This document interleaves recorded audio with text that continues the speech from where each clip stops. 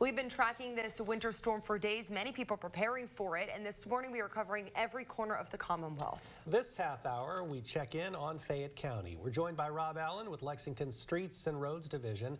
Rob, what can you tell us about the current road conditions in our area? Well, with the temperatures dropping, we're starting to see some refreezing and yes, some accumulation on the roads. The main roads are pretty passable. Folks just need to slow down, and especially when we get into the afternoon rush and the snow goes down, be aware of black ice.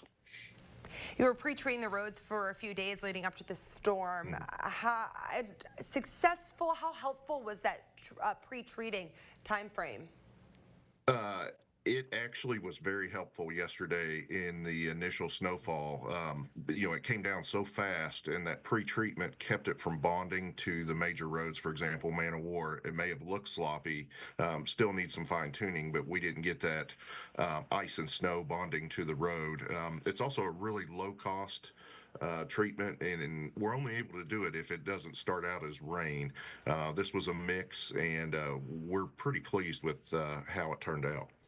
Rob, I was at a party Saturday night, and I was talking to one of the city's plow truck drivers, and he was telling me that it actually helps with the pre-treatment if you have cars going over it because of the heat that the tires generate.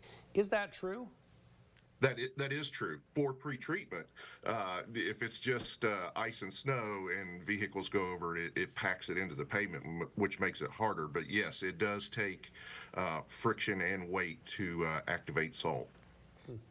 With more snow on the way, the ice that you mentioned, there's wind and there's low temperatures. What challenges are you all facing right now? Oh, wow. Of course, when you have sub-freezing, we worry about refreezing. And then, of course, what's the effective treatment range for salt?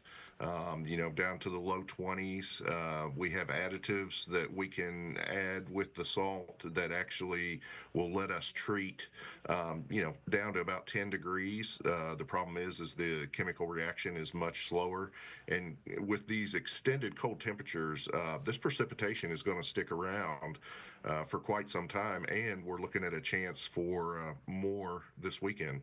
Rob, we have about 20 seconds left. Where do you take things from here with that pending storm coming up later this week in mind?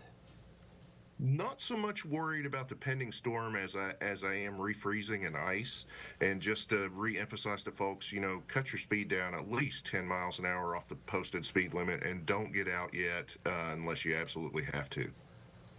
Great reminders. Rob Allen from Lexington Streets and Roads, thanks so much.